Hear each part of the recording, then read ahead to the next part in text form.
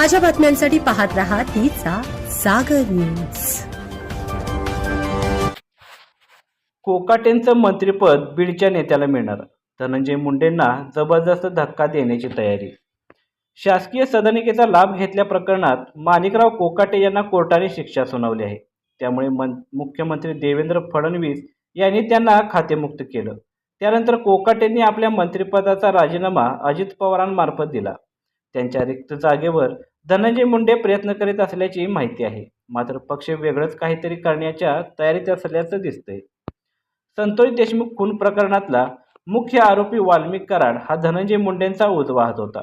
त्यामुळे या प्रकरणातील आरोपींना जोपर्यंत शिक्षा होत नाही तोपर्यंत धनंजय मुंडेंना कुठलीही संधी मिळणार नसल्याचं राजकीय जाणकार सांगतात।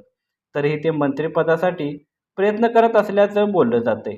त्यांनी अमित शहांची घेतलेली भेट त्याचाच एक भाग होता का, असा प्रश्न उपस्थित होतोय।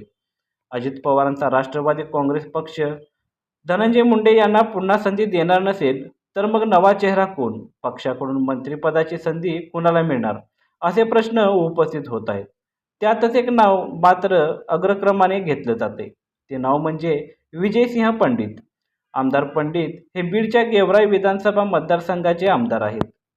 ज्येष्ठ नेते शिवाजीराव पंडित यांचे सुपुत्र तथा माजी आमदार अमरसिंह पंडित यांचे बंधू विजयसिंह पंडित हे गेवराईचे आमदार आहेत। पंडित कुटुंब हे कायम पवार कुटुंबाशी एकनिष्ठ आहे। पवार कुटुंबात बंड झाल्यानंतर पंडित कुटुंबाने अजित पवारांसोबत जाणं पसंत केलं। 2024च्या विधानसभा निवडणुकीत विजयसिंह हे बीडच्या गेवराईतून आमदार झाले। माणिकराव कोकाटे यांच्या जागेवर विजयसिंह पंडित यांना संधी मिळण्याची शक्यता वर्तवली जात आहे। असंही अजित पवारांच्या मागे बीड जिल्ह्याचा कारभार पंडितांच्या शिवछत्र या निवासस्थानातून सांभाळला जात असल्याचं बोललं जातंय। अजित पवारांनी मंत्रिपदासाठी विजयसिंह यांचं नाव निश्चित केलं तर मात्र धनंजय मुंडेंना हा मोठा धक्का समजला जाईल।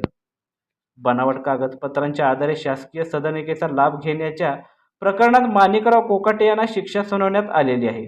कनिष्ठ न्यायालयाने दिलेल्या या 2 वर्षांच्या तुरुंगवासाची शिक्षा सत्र न्यायालयाने कायम ठेवली आहे। त्यांच्या विरोधात अटक वॉरंट जारी केलं, यामुळे कोणत्याही क्षणी कोकाटेंना अटक होऊ शकते। मात्र सध्या ते मुंबईत उपचार घेत आहेत।